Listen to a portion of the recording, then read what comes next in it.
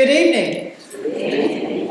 It's great. I feel like I'm in the education room.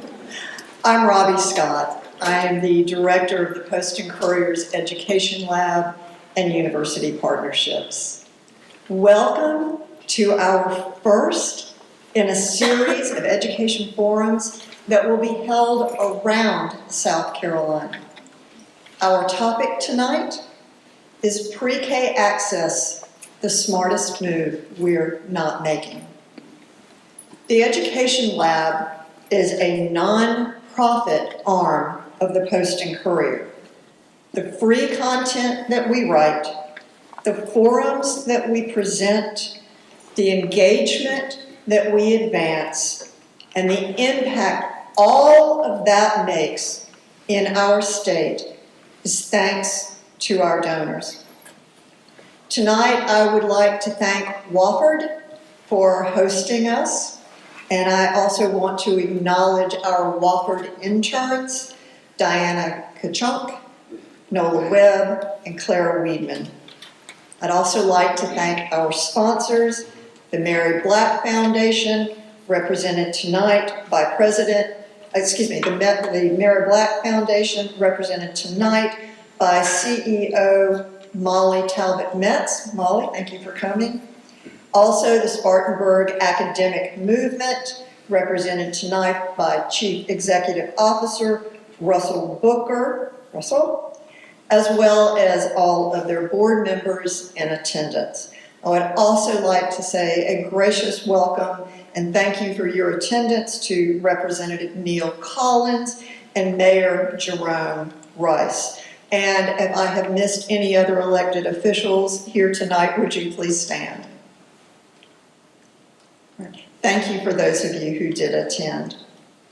I would also like to say a very special welcome to those of you joining us tonight from Charleston, Somerville, Columbia, West Columbia, our friends in Greenville, and all across the Palmetto State.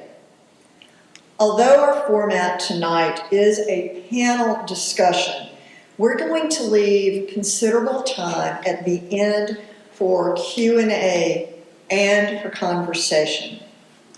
We encourage your questions, your comments, your ideas, and we appreciate your voice. To introduce our moderators and panelists, I'd like to welcome to the stage Matthew Henley, the editor of the Post and Courier, Spartanburg.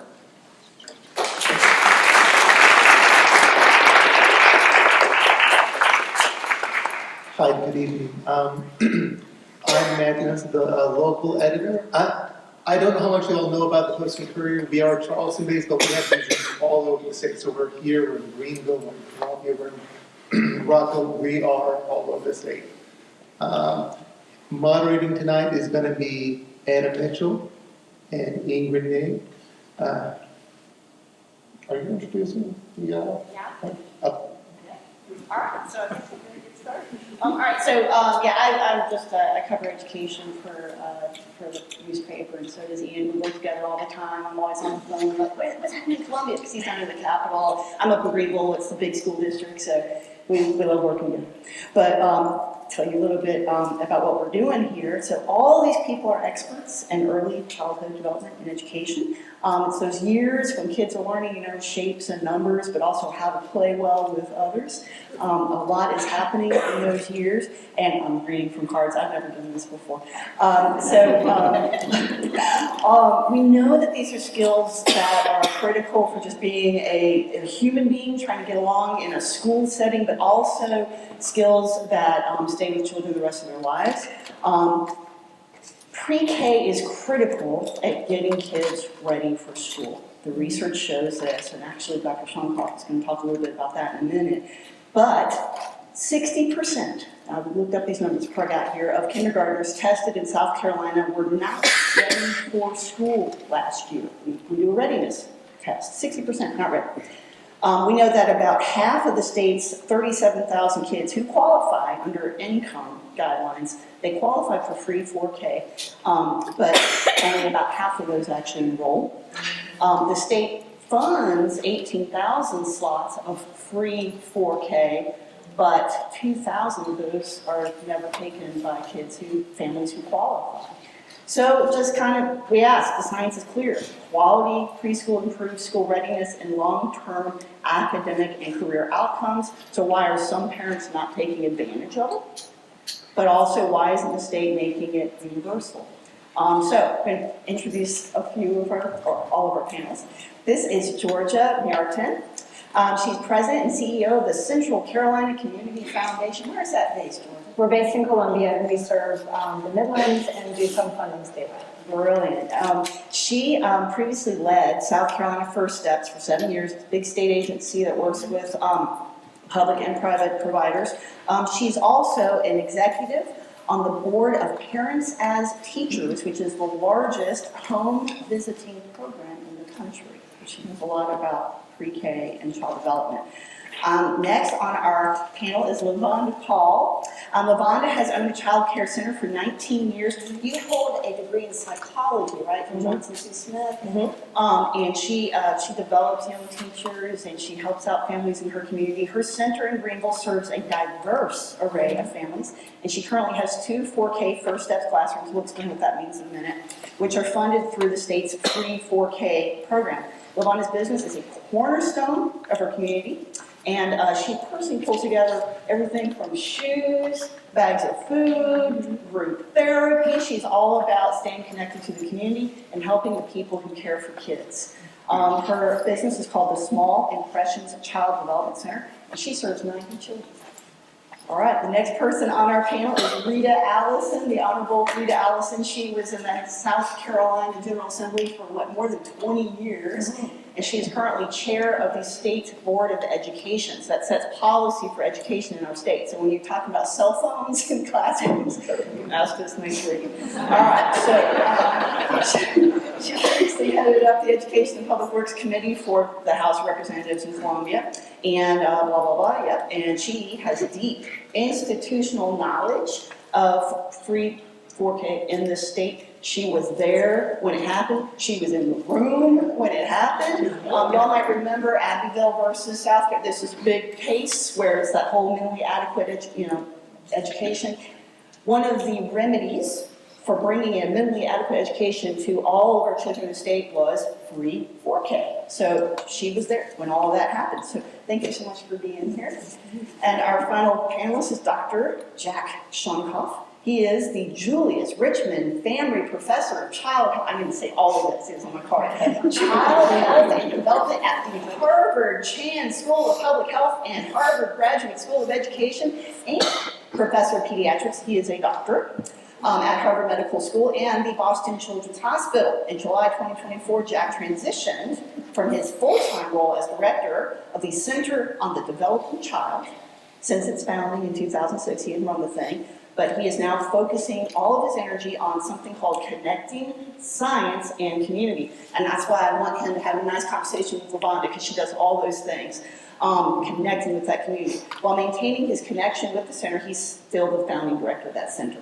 He continues to chair the National Scientific Council on the Developing Child, so it's the brain, all those things, whose mission is to bring credible science to bear on public policy affecting young children. So, that was a mouthful. So we are going to start with a kind of a thematic question. I can't call you Jack.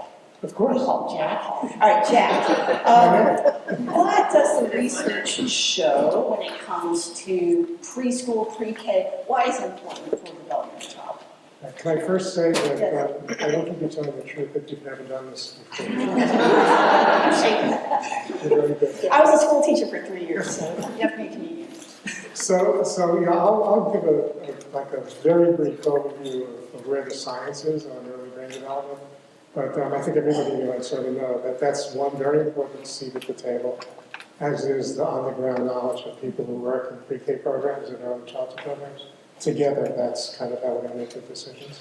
So we know a lot about how early experiences affect the developing brain. In fact, for a quarter of a century, we have known that literally early experiences shape the circuitry and the architecture of the brain, beginning shortly before birth and certainly in infancy. So like genes decide when you talk and when you walk and stuff like that, but how you do that and how you learn is not genetically determined. It's about the experiences that you have early on.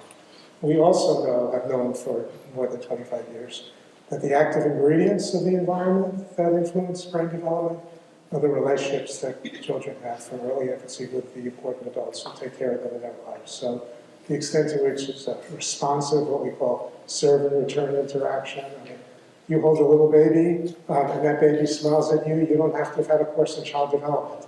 You can't help it, you smile back. I mean, it's like built into our genes. So that, the brain is expecting that.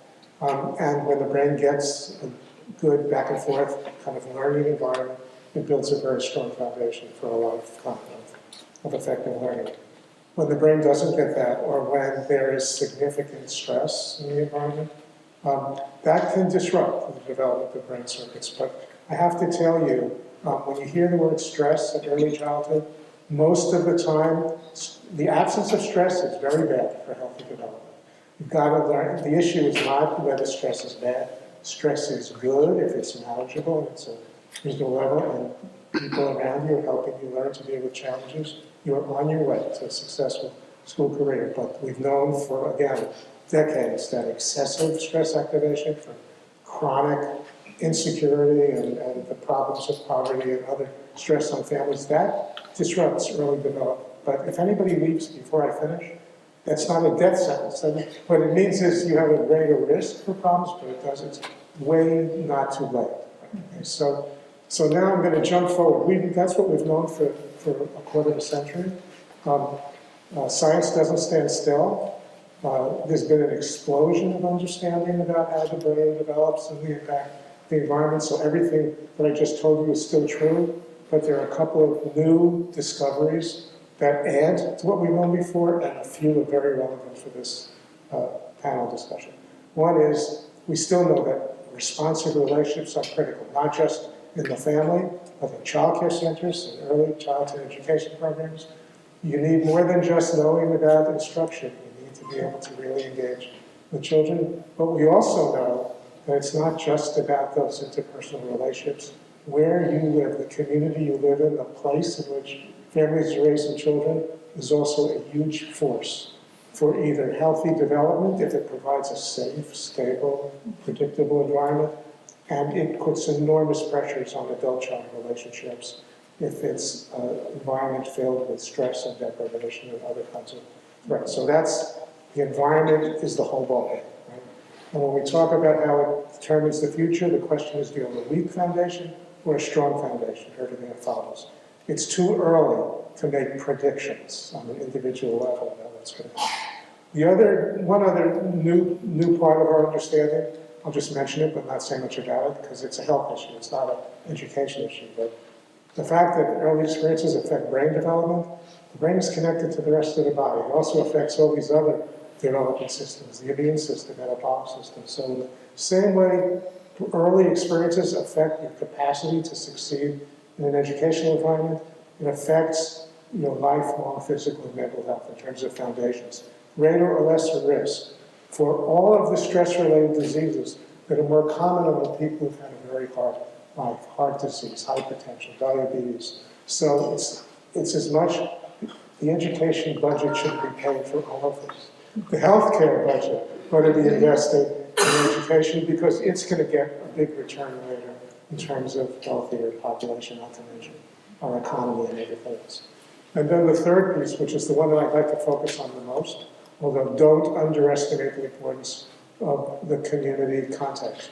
Don't put all the pressures on preschool programs and direct services. Understand that when the community doesn't provide a supportive, stable environment, there's a limit to how much individual programs can wipe out that influence. But the big one that I'd like to put on the table is about how we understand and measure the impacts of these programs, right? So the way we study the impacts of anything in this country, if you only rely on academics, I mean, I live in the world of academics, right?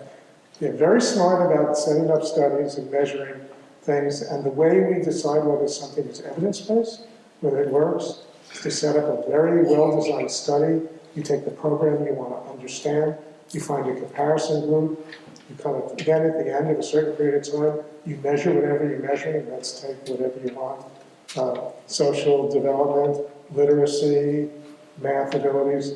And if the average difference between the two is statistically significant, you've met the definition of an evidence-based program.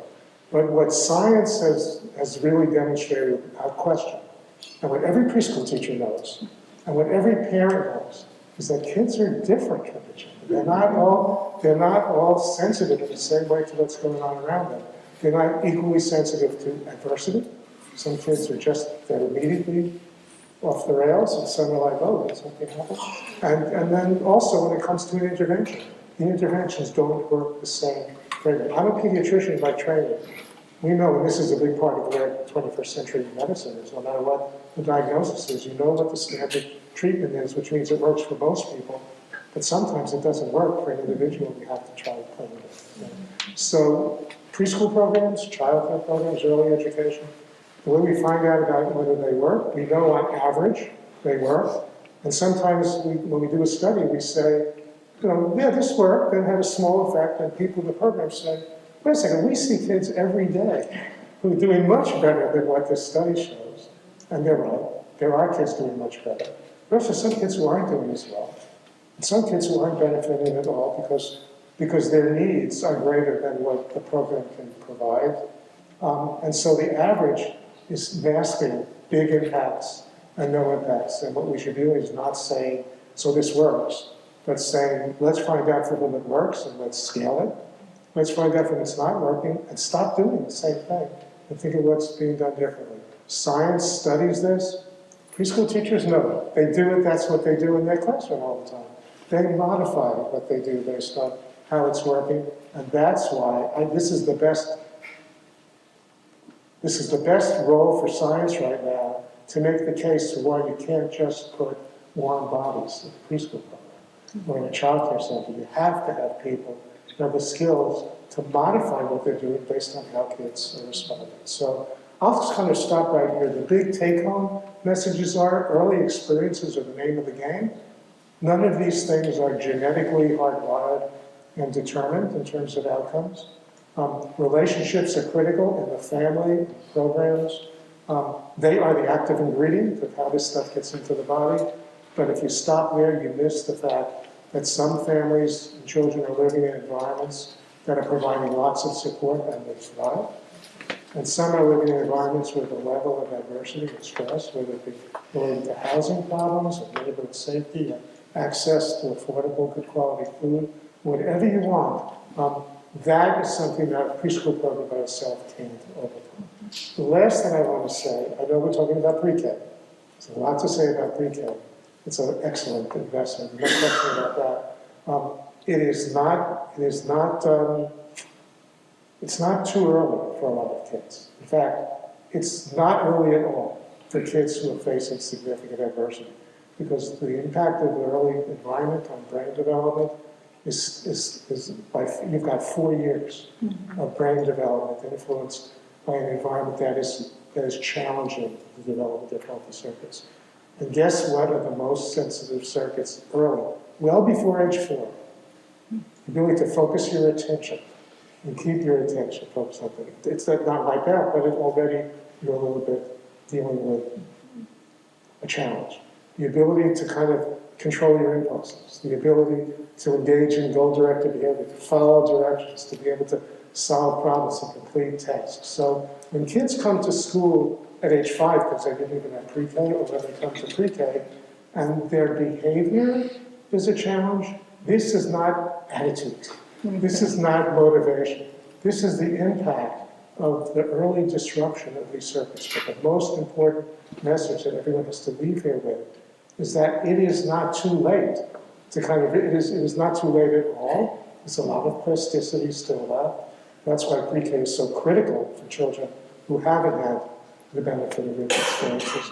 But, and this is the take-home message, I will summarize all of the biology of brain development for you in this one sentence. It's always better to get things right the first time from the beginning than to try to kind of make up for it later.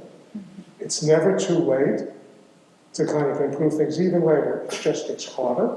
The later you try to improve, it costs you more. It costs the brain more in terms of energy. It costs society more in terms of remediation.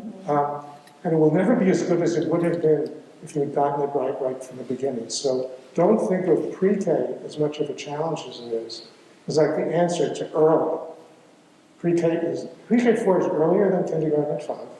Everybody agrees on that. It's not early enough for some children, but it's a very important thing to put stakes in the ground on. But no child at age 4 is written off as saying, well, this child has had a lot of diversity. It's too bad about it. There's still plenty of time to make things as good as you want them to be, but it's going to cost society more. So I'll stop right there. Yeah, I was gonna say the key there is that plasticity. The brain, Exactly. you can still do something about it at 4K, if only we had started earlier. Right, and the good news is that the plasticity, it gets less and less as you get older, but it doesn't end until it's a flat line, EEG, and pull this straight up. And people say, oh, it's a great guy, we're going to miss him. But until then, you can still learn new things, but it's not as much flexible as we want today. Lavonda, tell us about some of those behaviors you're seeing this year. Oh, wow. There's a lot going on. I see more things appearing since COVID. But I want to piggyback off of what he said about experiences. When you walk into my building, there's a mural on the wall that says it's not where you start, it's where you finish. So what we try to do, and my colleagues are out there, other child care owners, we try to meet families where they are. We can't change where they live, their living environment, but we can change their way of thinking. We can show them that education is important, even from a preschool level. It's important that you show up. It's important that you come to teacher-parent conferences. Some people may ask, even y'all may ask in the audience, y'all have teacher-parent conferences at preschool? Yes, we do. Parents are required to come. They need to know what the children are learning, their strengths, their weaknesses.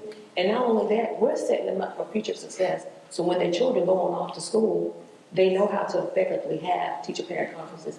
From my other preschoolers that's there, we're catching all of the developmental delays. Parents don't know what they don't know. As my grandmother used to say, you can't teach what you don't know, and you can't lead where you don't go. So that's my task, to educate parents on, hey, there's a developmental delay. There are services out there for your children. The Great Again, by exposing and telling parents about it, has been so great for me and my colleagues. But again, when parents don't know, they just don't know. But having seen success, we have on the way here, I'm still doing work. One of my teachers sent me some test scores from one of my graduates from my First Step 4K classroom, reading 2 grade levels above their current grade. So is pre-K working? Yes, it is. Yes, it is. Is it still working years later? Yes, it is, because we're setting the foundation and setting the bar high for our children. The education is the key, and it can change your environment. I love what you just said, and you're absolutely right that the people don't know, they can't do anything about, or they may know, but they don't have the power to do it. That's why other people need to come in who have the power to do something about the communities in which people are living, so that we get that child will be 4 levels above grade reading instead of 2.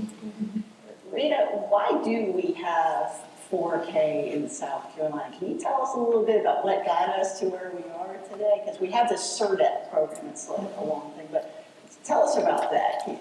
Well, I think both of these have answered that question in that, first of all, this state has been blessed with a great deal of economic development, and therefore we need the workforce.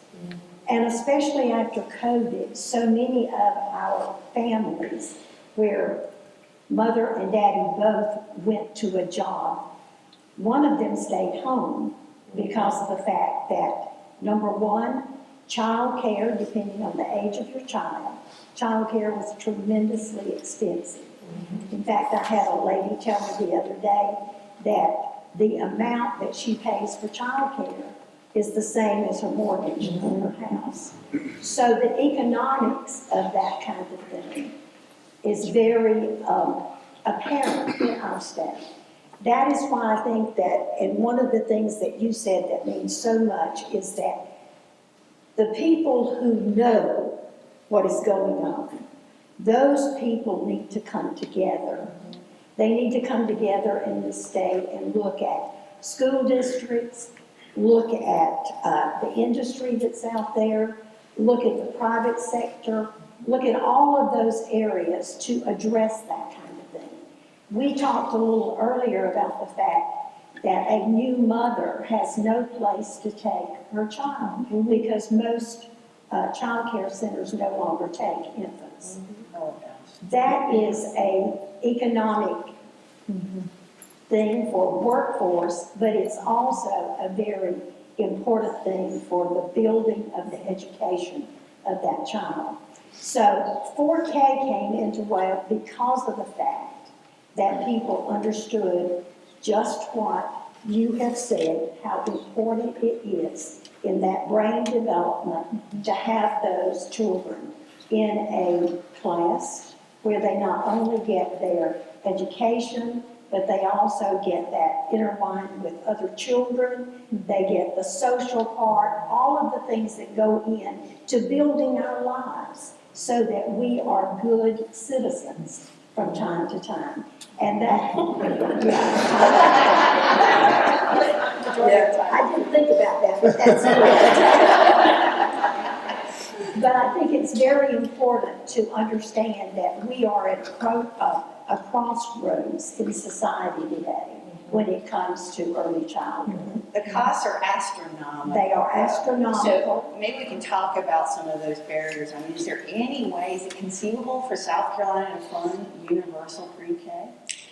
There has been talk about that for many years, and I think Representative Collins has probably been in on those talks, as well as Georgia with First Steps when she was the director there, and the new. And I think that that is something that we as citizens and people who understand how important that is, that all children get that ability to have that educational component at an early age, that we need to talk with our legislators. Because it is the legislature that makes that determination through law as well as financing in order for us to have. Jack made a point when we were talking, like you can throw money at a problem, but you want to throw it at a good program. Absolutely. Not a garbage program, right? You want to build. And so many now, of course, we have half a day 4K in so many cases where our young people go half a day for 4K and then the rest go the rest of the day.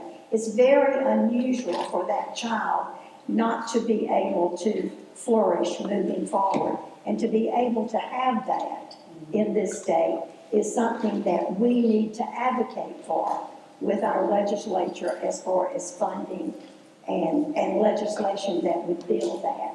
The same thing with child care situations coming along. Teacher ability, teacher training, all of that is tremendously important. And a lot of our child care can't afford to have infants forward. But as you said earlier, the development of that brain at that early age needs that, especially when parents work, or if we have blight areas in our state where people are getting up early in the morning and going to work and not seeing their children till the end of the day. Those kinds of things, working with parents as you are doing through the Parents Assistance, those kinds of things are tremendously important for that brain development and for teachers to be qualified going in and teaching those kinds of things. Yeah. All of that is all about funding and the legislature that will see that forward. Yeah. Can I just want to jump in on this and give our legislature and our governor some due credit. So thinking back over the last decade, we have, absolutely, you're doing it, right? We have stepped up our funding in the state from a place where we started with needs-based pre-K. You're hearing it up here illustrated, but just to state it for us all to hear, state funding flows into what we call, as many of you know, a mixed delivery system, right? So those pre-K dollars from the state flowing both into our public school system for public school-based pre-K and also into private providers. Some of those are private organizations, others are nonprofits, church-based, faith-based providers as well, and charter schools. So when you think about the landscape, this is a landscape that started with need-based pre-K, not available in every district in the state. And when I say district here, the reason I wanted to set the scene for who we're talking about, I don't mean every school district. I mean that even if you were a private childcare provider, you are not able to offer state-funded pre-K to children in certain counties or school districts in the state. So just in the last decade, really just in the last 5 years, our governor championed and our legislature really got behind the idea of expanding needs-based pre-K statewide. And so now this is available. It's not universal, but it is statewide. So, you asked the question, is there even the possibility that we could get to universal pre-K? And I think it's always going to be a choice, right? Are we looking to continue this needs-based platform and get pre-K into 3-year-olds, so pre-K 4 and 3, which some states and communities have done, and focus it into needs-based?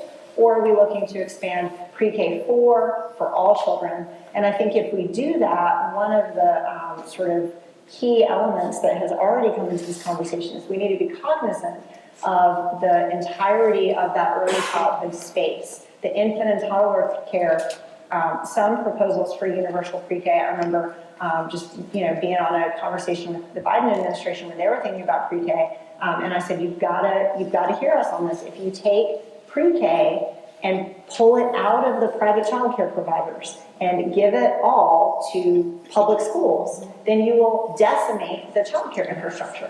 So, I think, yes, we should go in that direction. Okay. Yeah, so 0 to 3, very low student to teacher ratio. Absolutely. So in order to make that make sense financially, you got to have a 4K classroom that has more kids per teacher, and it just makes the numbers work. So you got to keep 4K in the private sector to a certain degree with those first steps, funding and grant things, so that they can keep the rest of their operation going. And Miranda said she no longer can afford to take infants because it's that 5-to-1 ratio that's just unaffordable.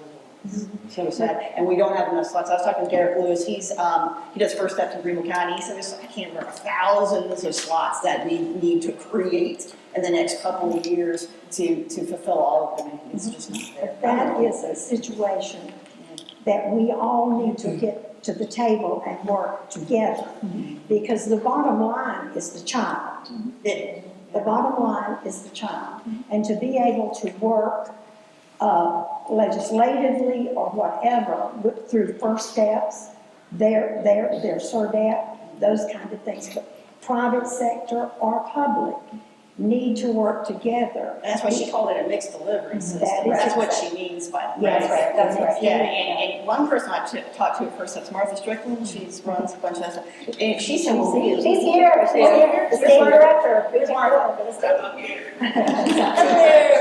Because I asked her the same question, like, how to make this universal? And she's like, oh, first it was like silence for a second. But then she was like, well, at currently, was it 145% of poverty? Oh, no, it is actually Medicaid eligibility, which is about 213 poverty. Okay. So, Good. 185, the law says 185% poverty, or Medicaid eligibility is 213. So these are the families that qualify for this free 4K, whether it's through your local public school or through a First Steps program that is being funded through a private center.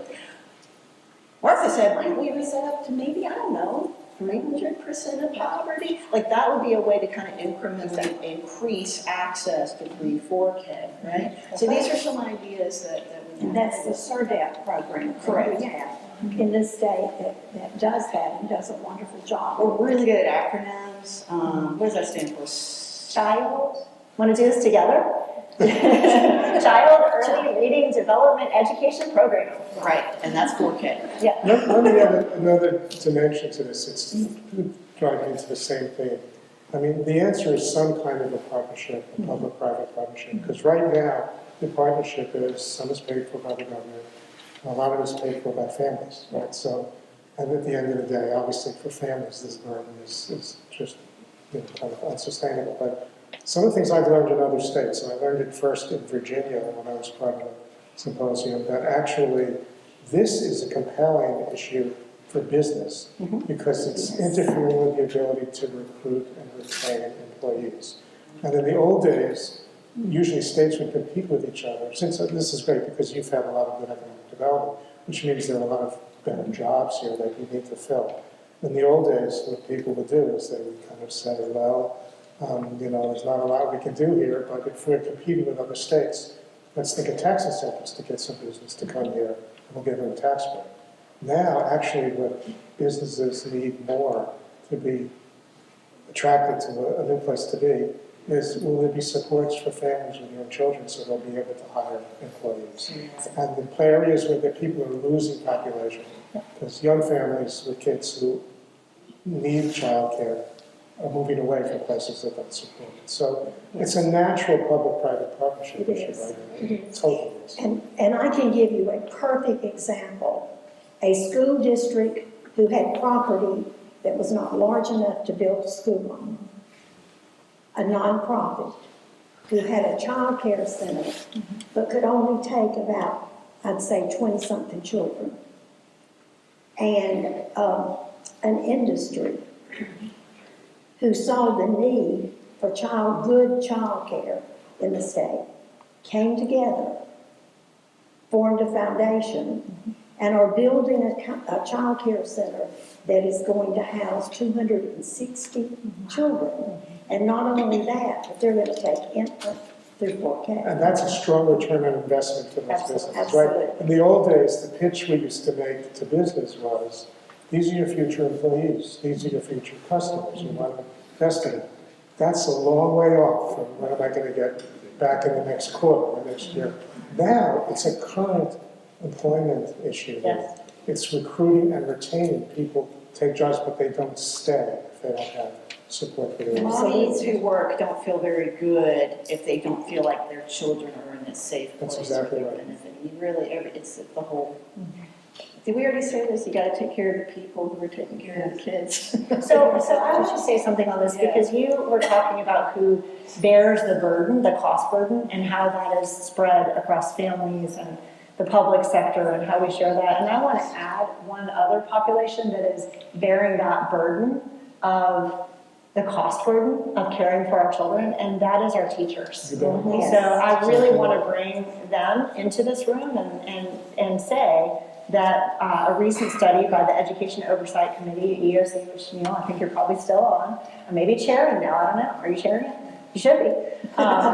Which as the state looks, it's a legislative and citizen committee that looks at education systems. They conducted a study years ago and then updated that study, and they said, what kind of public dollars are flowing into the pre-K4 classrooms? And in the public schools, this was about a year and a half ago, public schools, it was about $14,000, which makes sense, right? For a child, for a full year, school day, school year, $14,000.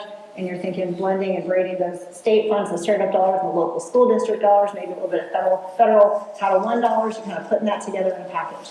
And so what do you get? You get enough money to pay a teacher and pay their health care and maybe put a little into retirement and pay them a sufficient, appropriate living wage, $14,000. And what we are doing with our public money to support your teachers is we are, for a school day, school year, same scenario, is we are giving you $5,800. And so what you have at your disposal to pay your teachers has to come out of your pocket, has to be take home that you and your spouse and your family do not have. Right? And so who is bearing that burden? You are. And I just want to say thank you. And the number of people who I got to visit with who were leading 4K programs who said, I'm doing this because I saw a need and I want to serve my community. These are not people who are making money. And the teachers in these classrooms are not doing it because they want to make money. We have to fix that. That is not an appropriate way to pay for pre-K4. There was a wonderful program that I did a story about a few months ago about this Boost program where teachers could get up to $5,000 in bonus pay. These were, I say teachers, these are child care workers, and that money, teachers. Yes, child care teachers. You were right.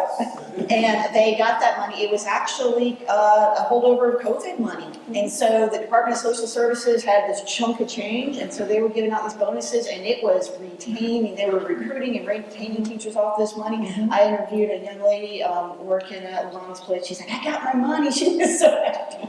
I mean, she's so good with those kids. And so, but that program ended. Ran out of money, it's over, done. They did ask for an extension, didn't happen. So the So take-home message is, there aren't enough saints around to Right. sustain Right. this kind of system. they gotta eat too. And not only that, but they've got to have their education component. They've got to be able to go and be qualified and that kind of thing, which goes along with that. There is actually something kind of wonderful, maybe you know more about this, but that letters training, that, what that is that phonological awareness, like knowing what letters are and piecing together words, and, I don't know a lot about it. I will tell you Yes, please. that the SC Ready testing has just come out from the letters program. And the, And 75% of our third graders, where usually it's determines whether a child is going to really succeed or is far behind, 75% of our young people that reach third grade were either on reading on grade level or past. Now, we're a little behind in our math again, but here again, if you can read, you can learn anything else. and if you have a properly trained teacher who's been through this very specialized And training. those teachers, thousands of those teachers in the state of South Carolina have been put through the letters training. So let me keep on the table, when the day comes, when we're paying enough to have well-compensated, well-trained teachers in every one of these programs, and it's enough to serve every child in the state, still, that system is not going to be able to meet the needs of all the children and families unless we pay attention to the community supports for where people live. Because at this point, what we do is, we used to put everything on parents. Everything was about parent-child interaction. It's critically important. But what that means is that when some part of the population is not doing well, indirectly we're saying, well, the parents didn't do a good enough job. When it's not really the parents not doing a good enough job, it's the supports one there. We'll set this up in the same way for preschool programs and childcare, because that alone doesn't have the power to deal with housing problems and community safety and well-paying jobs in the community and access to affordable, nutritious food.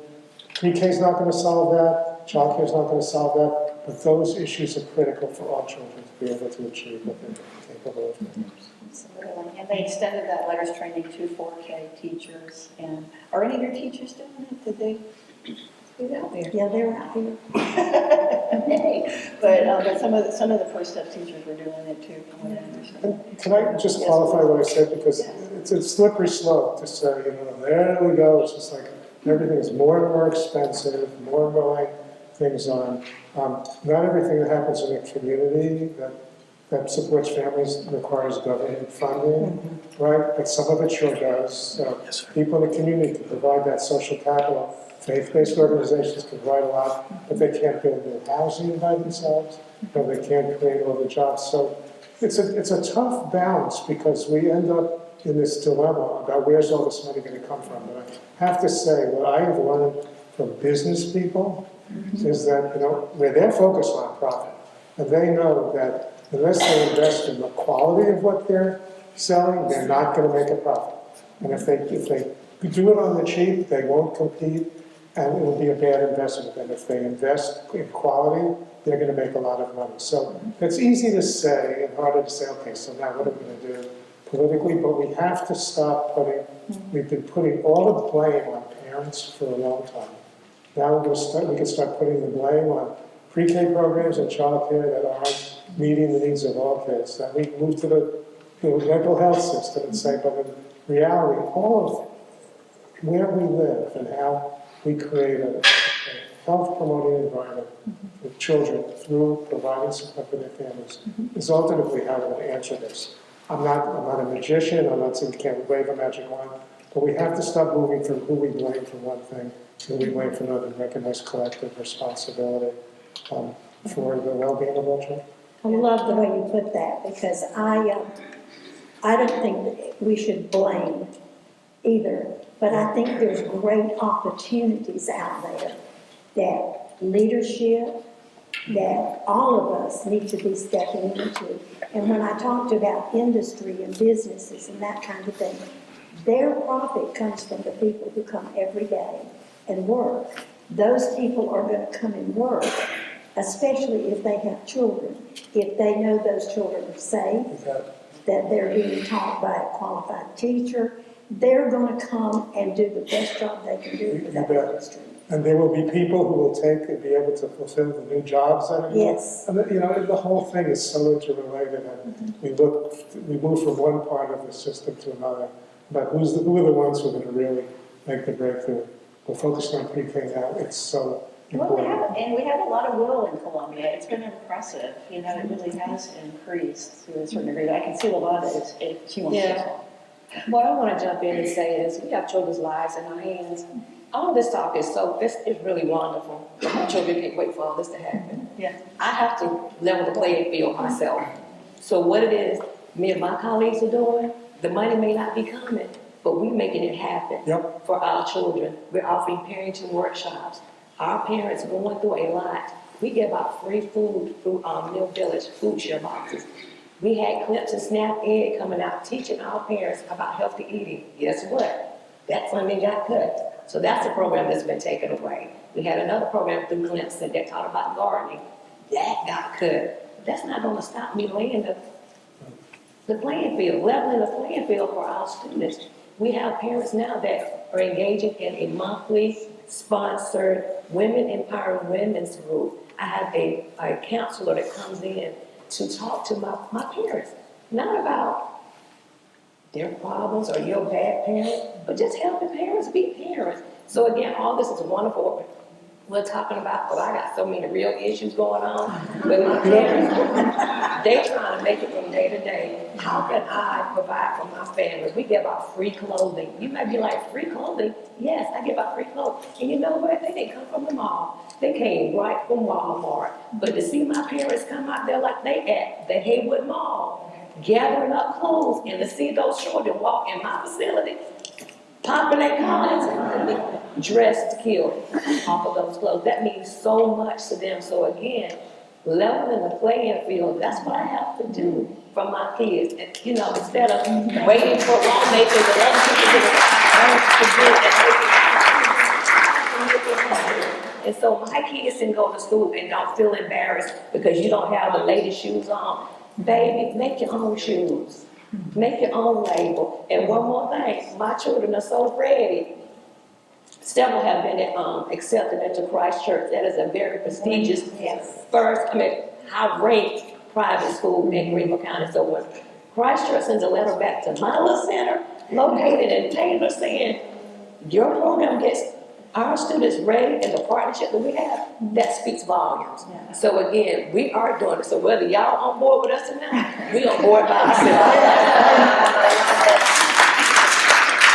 I love what you just said, because you just gave the most persuasive, cohesive argument I've ever seen for how the dilemma of a person running an early childhood program has a lot of parallels with the struggle that a parent has leading into the child. You're doing the best you can with the resources you have. And the lack of sustainability is a huge problem. This was beautiful because there's so much of a parallel there. And what struck me was the other issue that you know better than I do. You see it every day.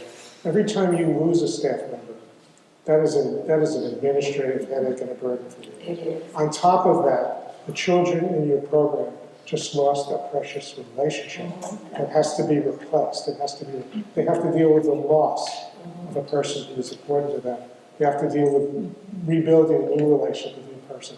All of this comes back to what do we know about the experiences in the environment that kids are growing up in, is either promoting healthy brain development or not, because it's the need at each level to be able to do what you know how to do and what you want to do, but you're dependent on supports that are not just in your control. But you know what's so unique though? Our bond over there, Small Impressions. My teachers, we've been there all day, but I have 4 or 5 teachers that made their drive here. Just to show y'all how I'm feeling.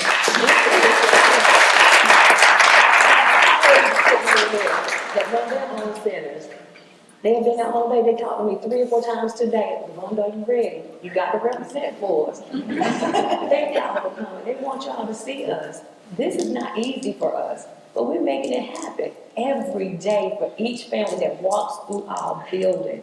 We have to, we can't give up. But LaVonda, you are not only a caring, but you have great leadership, and you know what the future looks like. She also understands the curriculum. She's very Absolutely. I mean, she's an educated, caring leader, and that makes all the difference. And every child in her daycare will know about that. They will feel that. They will know that every day. We So should I make it commend easier, you. we should make it easier for you to Yes. understand. You should. There aren't enough, as some of the people have said before, saints who kind of, at the end of the day, come to something like this. There aren't enough of them around. Yes, go So ahead. just very briefly, I wanted to just acknowledge that, this conversation, I'm struck over here by how much this has been a whole family, two-gen conversation and whole community conversation. And I keep noticing behind me, the foundations that are supporting this work are embracing two-gen whole family approaches, right? So, you talked about Mill Village, you talked about nonprofits that you're partnering with. And I just want to bring into the room now, from sitting in that sort of foundation seat, that foundations and funders and private philanthropists also have a role to play in this narrative and this story. That local governments, I used to be on the housing authority board, and I remember, very local decisions about, how are we going to use these COVID housing relief dollars? And, as an early childhood person, I was the one to kind of raise my hand and say, are we thinking about where all these children who live in our public housing complexes are going to be all day long for the next year while schools are sort of intermittently open and closed? So local decision makers, yes, State House, yes, governor, but also local foundations, local city and county leaders, local housing authorities, activate the whole of that ecosystem to care for our little ones. And along with the businesses that are coming into this state, that are taking the workforce, and will want a workforce down the line. So how these children are educated is gonna mean everything. And I wanna say that we have a lot, Georgia, we have a lot here in this audience today, who just like the foundation that you have, that give every day to the quality of our children and our families. So we're going to broaden this conversation to the crowd here in a second, but we did have one question submitted ahead of time that I wanted to get out to you guys. Maybe I'll start with Georgia, but they were asking about what are we doing about special education access to pre-K? So children with disabilities, there's a wonderful facility in Greenville called the Myers Center, and it is 0 to 8, or whenever they're ready to transition into public school, they are handling it. It's actually charter school, but it gets kicked in with all kinds of private fundraising stuff, but they're unique. Yeah. And people are like, oh, how can we scale that up? There isn't an answer yet. I know that there was a fellow who wanted to, Chris Neely, he used to run, he's like, we want to make this statewide. He was passionate. Couldn't figure out how to do it. I don't want to diss on him, but it was hard. It's hard to scale that up. What do you think about special education? And I would say too, this is an area where some private providers can set up their sort of system to be supportive. This may be an area where public schools, and as the former First Steps leader, I want to acknowledge, the answer for every family is not always a private childcare center. Sometimes the answer is a larger infrastructure that has supports, and I just want to be very specific what I mean by supports. A public school building, the physical building is built with public dollars completely. Your childcare center and its building was not built with public dollars, right? And so when we go to a private provider and we're sort of retrofitting and backscaling and bringing in additional supports, that is a very different ask or lift for a private provider than a public school that has a mission and a mandate to serve all students. And so we need to bring that with us into the pre-K space. I don't know what the state board is thinking about with regard to this. Well, I do know that, and right here in Spartanburg County, we have initiatives that are going forward that will be taking, they will have from birth to K-4, but they're going to take children with special needs also. So I think, the teacher component, the pay component, all of that, the numbers that you have to have for, all of that, goes into whether or not a facility or a child care center can do those. But I think there is a move going in South Carolina to be able to address that very thing. There's actually federal legislation that's 50 years old that guarantees federal funds for special education needs, originally beginning at age 3 and then subsequently extended down to birth. There is a federal entitlement to funding to pay for special education. And it's been underfunded for how many years now? I can't answer it. I don't know. Is that still there? But that's, yeah, of course, it Yes. was never repealed. That raises another issue. You guys know this much more than I do. There are funds that are earmarked for these things that sometimes people don't know.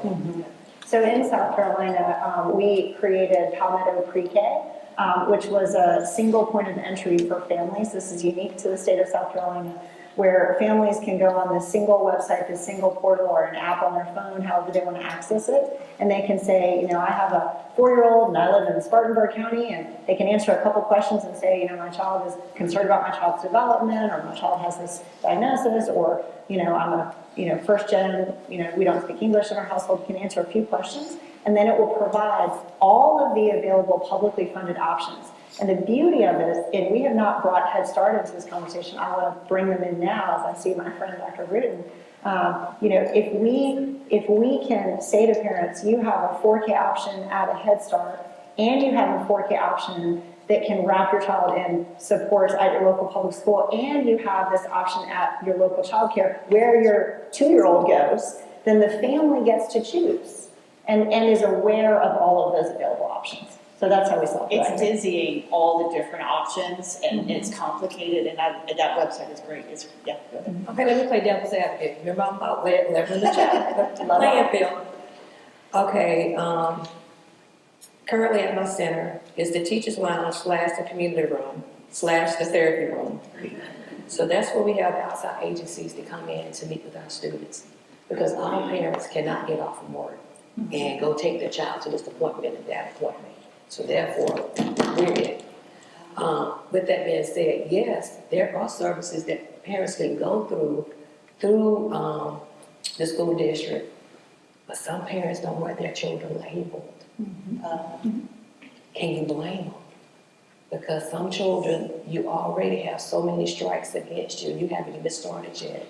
So again, that's a challenge too within itself that we're dealing with from a preschool level. So that's why we try so hard. When we see a development delay, when we see anything, we try so hard to tell parents, hey, let's nip it in the bud now, because when they go to school, what's going to happen? The teacher's not going to pick up on it until October, November. The testing won't get scheduled until December. The results won't come back to February. You won't meet again to April. That's the whole year. You done lost the whole year.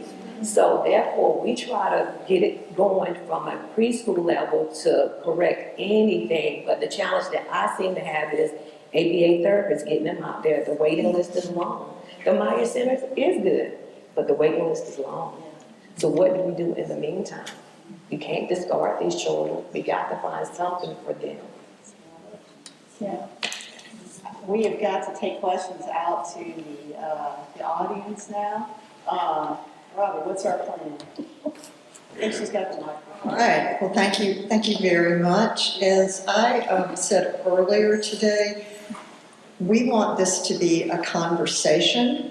I'm just going to share one thing. We're making history here tonight. As I said, this is the first in our series, and thank you, Mary Black, and thank you, Spartanburg Academic Movement, for making this happen.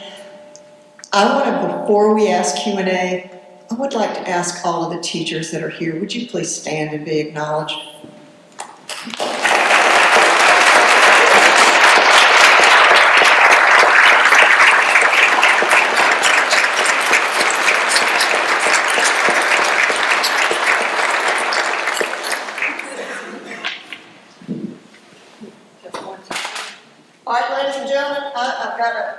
confession to make. I taught teachers for 11 years. I taught grad school at Citadel. So what you're hearing right now is my teacher voice, and I'm going to ask you to use yours. This is your time. We want to hear from you, and if you can't amplify your voice, I'll come down here and do it for you. Raise your hand. Forum is open for questions. You can take, You want to take the I mic? think you can take that mic off. Oh, you know, I got this. I got it. All right, questions? I know we got a lot of folks up there too. Thank you for coming. Any questions? This is your chance. We have a specialist in brain development. We have a former state rep, who knows all about the funding. I have a There question. you go. And at the beginning, you said 30, what were the percentages of South Carolinians that qualified? It was 30, okay, there was a report that came out in March, April. It was a SURDEP report, Yeah. and they were looking at all of the, okay, we pay for all these slots, what's happening with them? So the first thing they did was how many people qualify based on income. Yeah. And it was 37,000 4K kids potentially out there qualify. And the state funds 18,000 some odd slots, which is, about half. But that's, because not everybody needs it, not everybody wants to necessarily, but then what struck me was that 2,000 of the slots didn't end up getting taken. But those were surveyed. Correct. Had to qualify. Correct, Yeah. correct, and this 37,000 did. Yeah. Yeah, and so anyway, that was the numbers I told you. What does that say to you? I was trying to recall what you said at the beginning. Thank you. Yeah, so I don't know if I still have my teacher voice. Can y'all hear me okay? So we're sitting on the campus of Wofford College, and just across the street is a neighborhood, South Northside. And as I'm listening to Dr. Sharkoff tonight, I'm thinking about what's taking place on the north side. A community where we've said we've got to address housing. We've got to address healthcare. We've got to make sure that there are early learning opportunities. Where's Sean finally? So we've come together, public-private partnership, working with the school system, private partners, Mary Black Foundation to build a quality center. It's got to be quality. But we've got to address poverty as well. And I just don't want to get lost that can happen when communities can come together. And I was just kind of sitting here feeling like that's something that's far off. It's not. And there are models where this is happening, but it really takes a community coming together to say, and I'm a retired superintendent, and I used to be, there was a time when I sat on that stage and just fix the schools. And I would say, well, just fix the communities. And chicken on the egg. And what we learned is you gotta have the nest first. So what can we start doing to address all of this, but also making sure we're taking care of the nest at the same time? So I don't know if that's commentary or if that's a question, but I just want to lay it out because of where we're sitting tonight and what the city of Spartanburg and what everybody's trying to do in the neighborhood. Can we answer that with amen? Amen. I would say amen too, but I would like to say that you have a perfect example of what we as a state and communities in the state need to look to. And that is people coming together, whether leaders, community, faith-based or whatever, coming together, committed to the community and committed to the young people that are coming along and those people that are living there today. The reason that's successful is because in the beginning, everybody came together. Here are the needs, and here are how we're going to address them together. As long as we stay separate in anything, we don't move forward. I was struck by the grant, the federal grant that Spartanburg Academic Movement got for that community partnerships, it's like a $15 million grant. And, can you explain how that came about? Like, I guess there was a, I guess you had to apply for it and make a case for, hey, we have come together, please give us some money. And it's just the start, I imagine. Yeah, so, a couple of things happened this quarter. One is, to George's point, private philanthropy has said, y'all seem to be working together well, so let's infuse some funding. So our community, our funding to come together, regional philanthropy, private philanthropy, local. So that allows you to accelerate work. But philanthropy only takes us so far. It's the public sector money that sustains the work. So we were able, as a community, to apply for what's called the Full Service Community Schools Grant. And if you can get two district departments who award, it's up to $15 million. So that's the one we partnered with, Fallbrook 3, Apple, Calpins, Fallbrook 7. And the purpose of that was to provide boots on the ground in the neighborhood. So when those children are at home, do we have family navigators that can connect them to services? Do we have academic success coaches that can connect them and work with them during out of school time?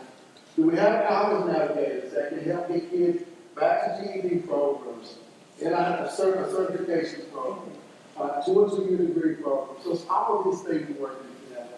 And I guess my thing is, so there are some dollars there. Now, some of those things are on the chopping block right now, a little bit. But that's what it's all about. How do you create, those supports within the community? Coming together, making a case. Yeah, and getting everybody. dollars.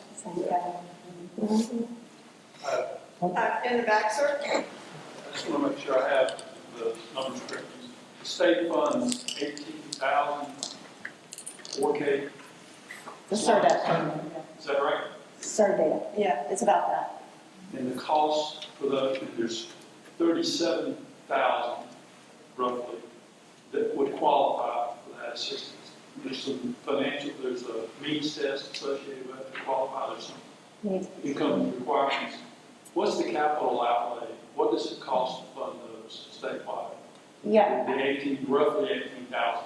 Just It's in the report. So I can answer it, I won't do the math on stage right now, but I can answer it this way, sort of the base funding through CERDEP is around $5,500 to $5,800 per slot. And so, if you call it $5,800 per slot, then the reason I say that's base funding is what you're going to do is you layer on top of that, the First Steps 4K model allows an extended day, a full year. So not every slot is actually a school day, school year slot, because most families who are working parents need a full day, full year, right? And so, that extends the dollars, it's prorated out. In a public school, the $14,000 is the blending and braiding of the state dollars, that sort of nut of your $5,800, let's say, plus the district funded dollars and then your federal dollars, if federal dollars are blended in, which oftentimes they are. In Head Start settings, there can be a braiding together of federal dollars, which are Head Start dollars, also for 4-year-olds. And then there's also child care scholarships, which is a federal funding source that's matched with state dollars to provide child care to needs-based students from birth through age 12. So I know I just said a lot. That's not to mention the child care and pre-K 3 and 4-year-old for children with special needs. So what you have to do when you're making policy around this is you look at the entirety of the need, and then you plug in all those different funding sources and say, what are the restrictions on this? If the restrictions on Head Start, for example, are that it can serve 3 and 4-year-olds, but the income guidelines are lower, and what you want to do is you say, let's take the CERDEP dollars, which can extend to higher income, but can only be used for 4-year-olds, put those dollars on the 4-year-olds, and then use the Head Start dollars for the lower income kids who are at a different threshold, and for the 3-year-olds, just as an example. You're slotting in all that. And to answer your question, it was $114 million last year. So I was just looking at the March study, $114 million in fiscal year 23-24 from the state's general fund, blah, blah, blah, 4K. State fund. Highest portion of state budget, Yeah. education. Yes, ma'am, in black, please. I'm from Spartanburg School District 1, so Dr. Booker, when you're looking to do another community partnership. Way out there, very rural, very rural. But we Just have. did 2 and 5, so we're praying. Okay, come on. I know he has a connection with Mr. Quincy. So we find it hard a lot with, we do have some great child care providers in our area. It's very limited. We have about 3. Transportation is an issue. But I did want to say with our pre-K PCD classrooms, the preschool children with disabilities, we do have those in Spartanburg 1. We believe in early intervention. Like you said, some of the parents don't know the option to come in at pre-K, and that's something we got to look at with our, local physicians. How do we get these options out there and say your child can be enrolled? But one of my concerns is since the PCD class is not CERT up, they now have to follow DSS regulations. I have a lot of concerns with that as I think about the IEP meetings, the pressure that these teachers are under. Now they're going to be the only class in my building because they're not CERT up that has to follow DSS regulations and guidelines. So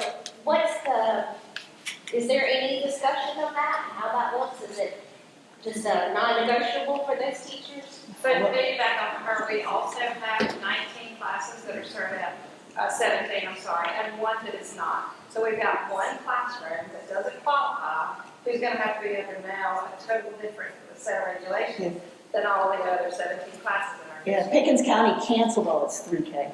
They had 3K, like, oh, we can't do that anymore because it has to be DSS. Well, we have 4 3K classes too, that also we have to follow. Yep. Which is messing We up. only have 1 4K that's not CERT up, but I'm thinking, we also have our 3 and 4K preschool children with disabilities, and like I said, they're already working, and dare I say, they're working harder than some of my K-4 teachers with the input of IEP meetings and all the extra things they have to do. For the audience, and Ian wrote about this, there was an IG report, it's like Inspector General report, where it turns out there were all these classrooms in public schools around the state.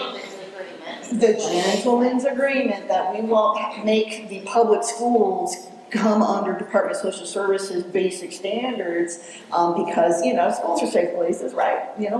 But then they're like, no, this all has to actually come under DSS. It's a very new development, so it basically came into effect this fall, and so all these schools are scrambling or just shutting down their free. Did I get that right? That's right, and it's interesting that you brought up the rural nature of the district, is that the kind of controversy that brought this gentleman's agreement to brought her life to the Inspector General's report was out of a district in Columbia, Richland 1, trying to build a child care center in the lower Richland area, which is one of the most rural and lower-income parts of Richland County. So it had a statewide kind of blowback effect in that program. So I wanted to just, if I can, I just want to bring back into this conversation that, when we talk about licensing and regulations and, money, and I get it. Like, I need a teacher to be able to leave the classroom to go have an IEP meeting, or, competitive factors of, lots of dialogues about, is it fair that a child care provider, a quarter mile from the school has to follow a certain set of regulations, that they're competing with a public school that doesn't have to follow those regulations. I want to bring back into this conversation that what really matters is that 3-year-old. And I walked the halls in a Richland 1 Columbia-based school building shortly after COVID. The school building was having pretty terrible teacher shortage crisis issues, like many schools. And I walked down the hallway, and I saw classrooms that had 3, 4, and 5-year-olds in them together, where the primary teacher had left the classroom, and there were 22 children with an aide.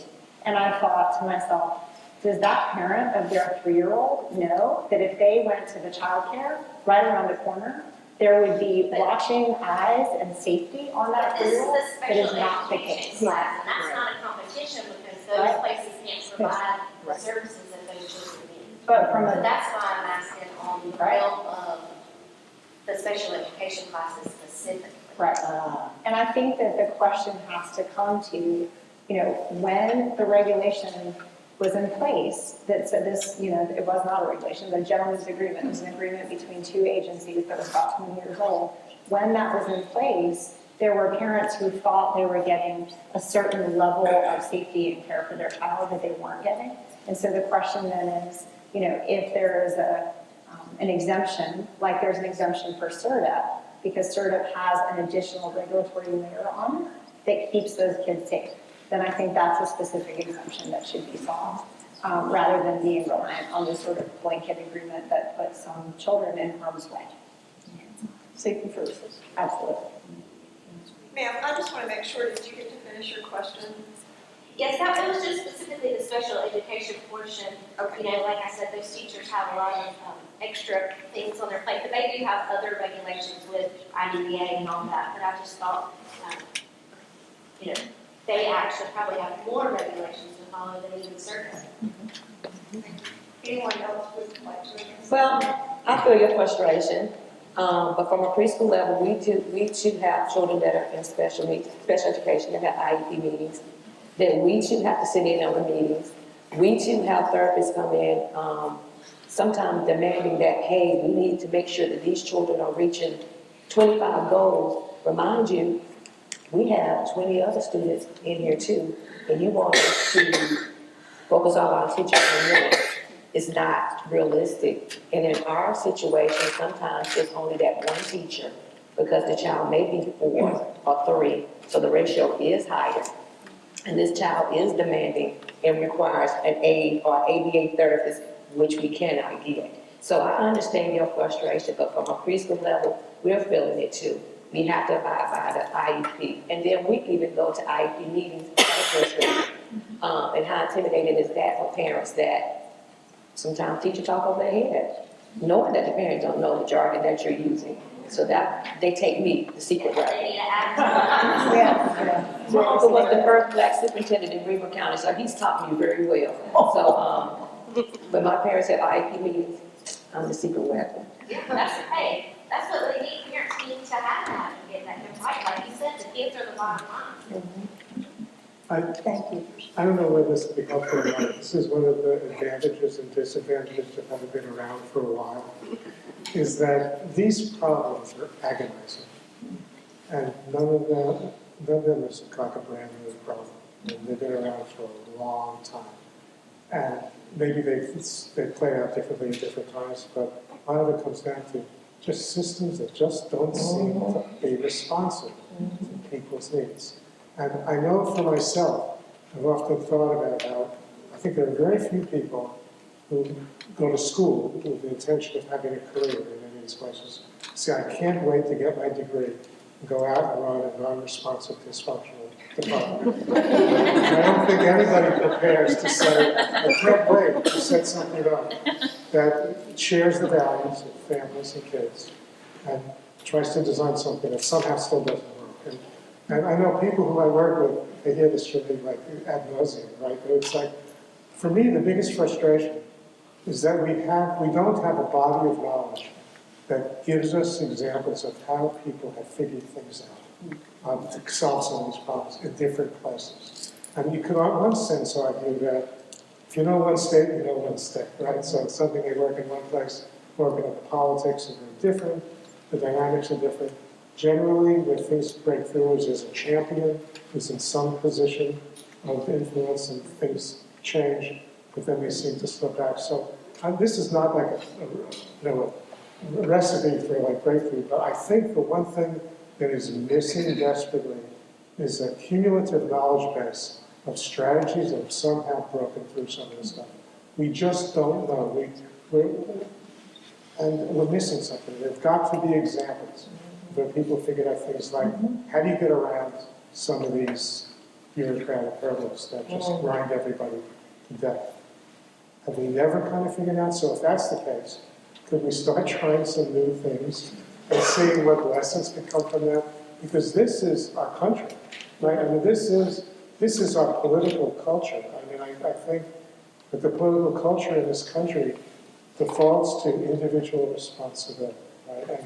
And when we say that some of the other countries are different in terms of whatever label you want to use for it, sometimes the response is, yeah, but that's why we're great. I mean, we're different from everybody else. Except then we say, yeah, but we're not in the top 20 on educational achievement or health, but somehow that doesn't matter either. So my sense is,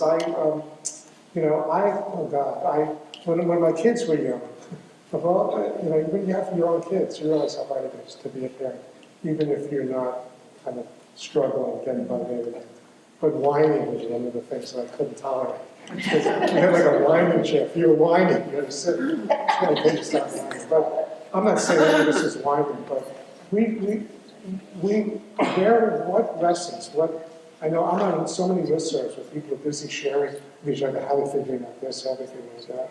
But where's the body of knowledge that can basically have us not start from zero?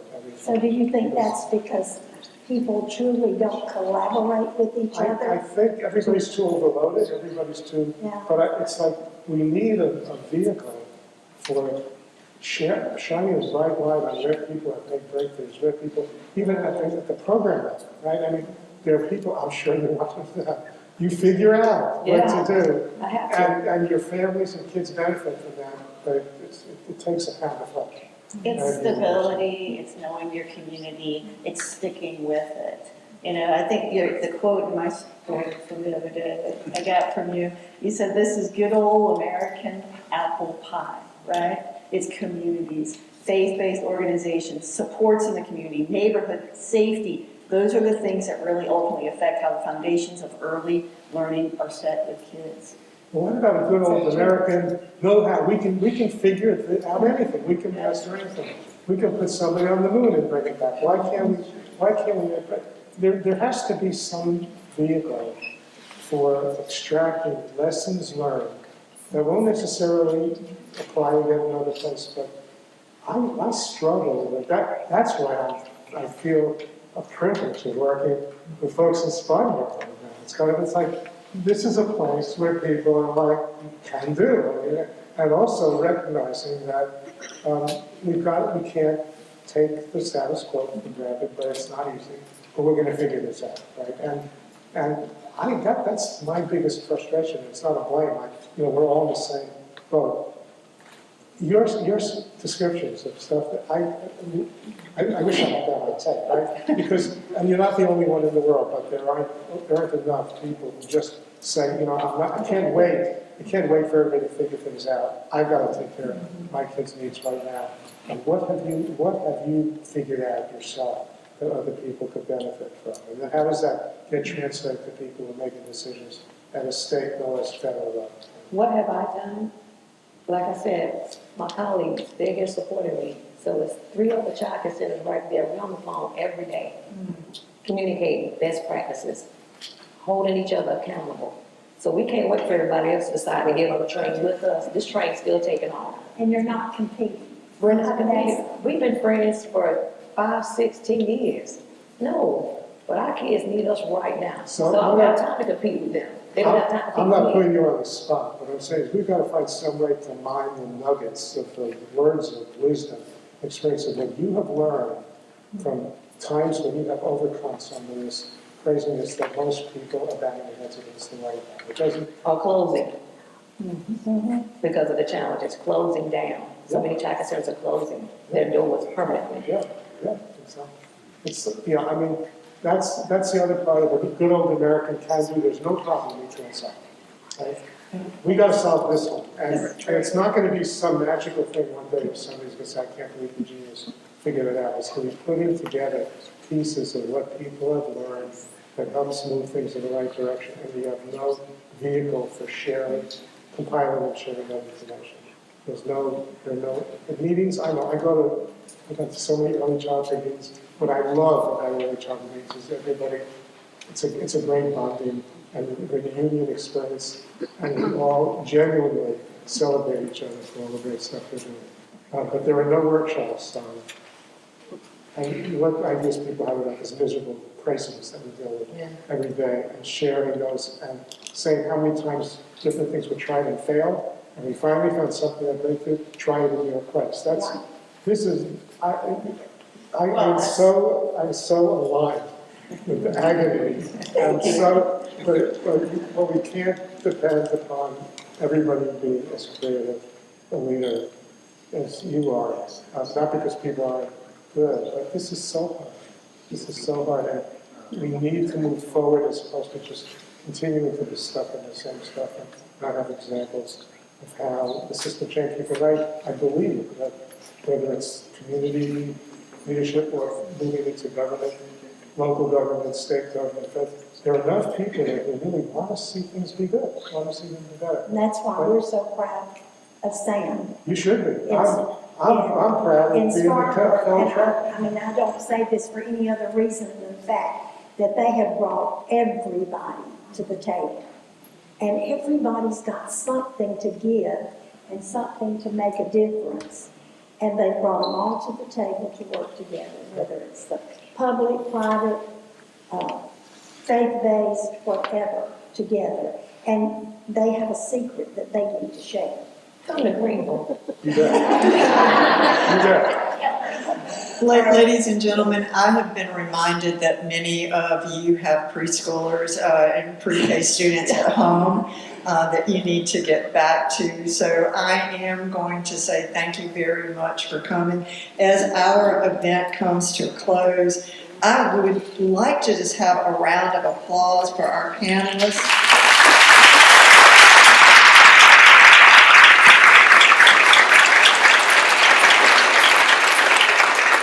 And to Anna Mitchell, who I don't believe this is your first time either, and Ian Gordon.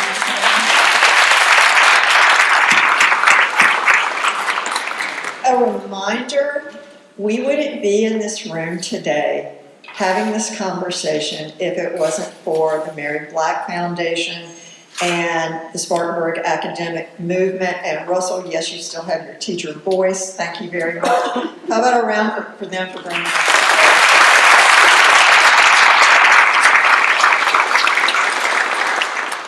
As you heard earlier, tonight is the first in a series of Education Lab forums that we're going to be presenting across the state.